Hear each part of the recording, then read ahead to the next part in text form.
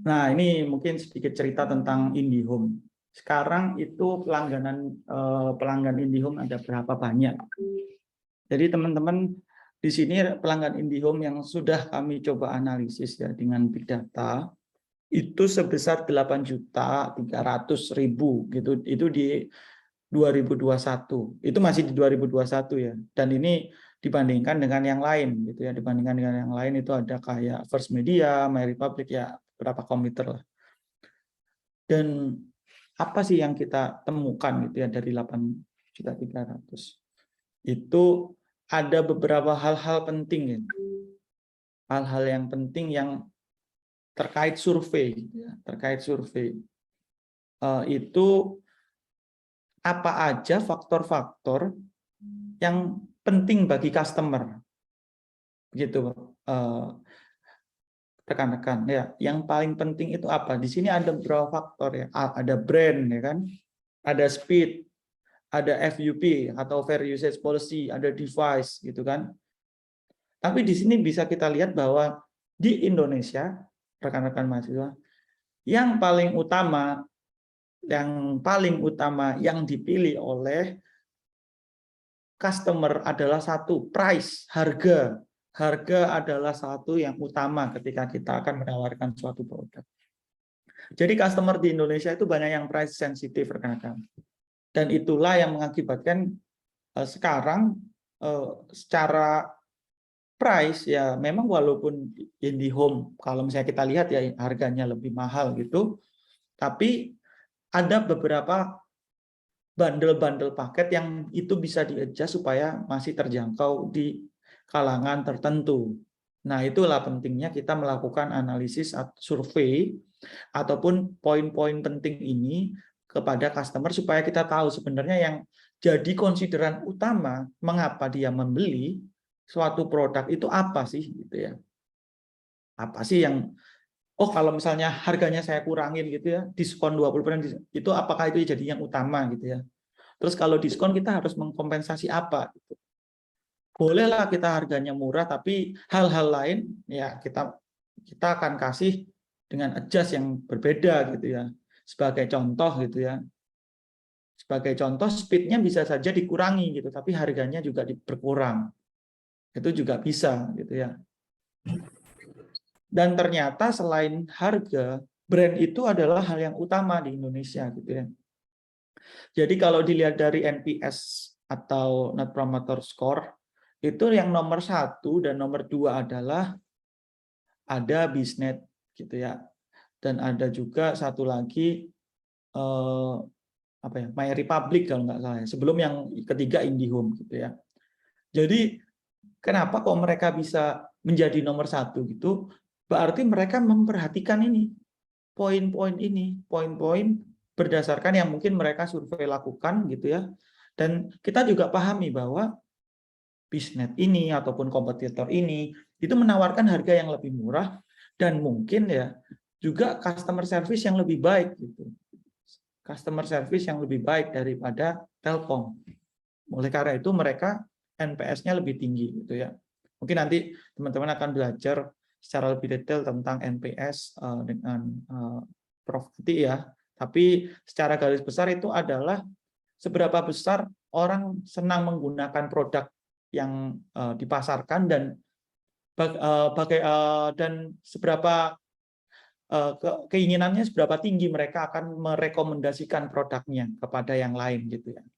Itu penting sekali tuh. Karena sesuatu yang viral sesuatu yang tiba-tiba meledak besar gitu ya atau network effect itu ya karena itu gitu. Kalau produk itu bagus dia akan mengadvertise itu sendiri gitu ya. Dan ini ada poin-poin yang harus diperhatikan gitu. Kalau dibandingkan dengan sebagai contoh ya, teman-teman, kalau dibandingkan dengan harga yang ada di market ya. Telkom itu lebih tinggi 12% daripada tipikalnya. Jadi tipikal di Indonesia itu pricing 40-45% sedangkan Telkom itu 52% gitu ya. Akan tetapi gitu ya, mungkin ada hal-hal lain yang diperhatikan gitu ya. Speed misalnya gitu ya. Speed juga kalau misalnya nih kita kasih murah tapi speednya nggak konsisten ataupun speednya nggak tinggi, ya pasti akan ditinggalkan gitu ya. Itulah pentingnya hal tersebut ya. Nah, lalu ini terkait kompetitor ya, rekan-rekan mahasiswa. Jadi berdasarkan analisis yang kita lihat ya, itu ada banyak nih, ada Bisnet, ada MyRepublic, dan ada beberapa kompetitor lainnya. Kalau Bapak Ibu ingin membuat ataupun rekan-rekan ingin membuat bisnis ya, kita harus tahu nih kompetitor kita itu seperti apa, karakteristiknya seperti apa, gitu ya. SWOT-nya seperti apa, keunggulannya daripada Telkom seperti apa, gitu. Nah, ini yang kita coba petakan gitu. Marketnya mereka serve seperti apa, dari Telkom itu bisanya serve seperti apa, yang bisa dikapitalisasi seperti apa. Kalau kita nggak tahu nih, kita nggak tahu ya, kompetitor kita seperti apa. Nah, bisa-bisa kita nggak tahu nih ke depan itu produknya mau dibawa seperti apa. Contoh yang paling bisa dilihat adalah ketika kita melihat Nokia, gitu ya. Nokia itu saat CEO-nya Speech ya, saat CEO-nya Speech itu ketika Microsoft membeli Nokia tahun 2014 atau 13 itu ya. Dia bilang, itu salah satu speech yang terkenal, dia bilang seperti ini, rekan-rekan. Mereka itu tidak berbuat kesalahan apapun gitu ya. Tapi kita tetap kalah. Mereka tidak berbuat kesalahan apapun ya, tidak ada ya paling jelek misalnya tidak ada korupsi, tidak ada insiden apa-apa gitu. Tapi mereka tetap kalah gitu ya. Tetap kalah dengan pasar. Sekarang Nokia seperti apa? Ya dulu mungkin ya waktu pada era saya Nokia itu adalah salah satu brand yang paling luar biasa ya, market share-nya nomor 1 di dunia untuk handphone gitu ya, untuk smartphone. Sekarang Nokia hilang, BBM juga, BlackBerry ya, termasuk BBM-nya gitu, itu juga sudah hilang, dilibas sama WA. Karena mereka tidak memperhatikan kompetitornya gitu ya. Mereka asik gitu, asik dengan bom waktu, ya karena mereka udah di atas, tapi loh, ini tinggal nunggu waktu aja kalau nggak berbuat apa-apa gitu ya. Dan itu yang dilakukan oleh Nokia gitu ya. Mereka tidak berbuat apa-apa, mengetahui berbuat yang signifikan ya, yang inovasi, yang inovatif banget.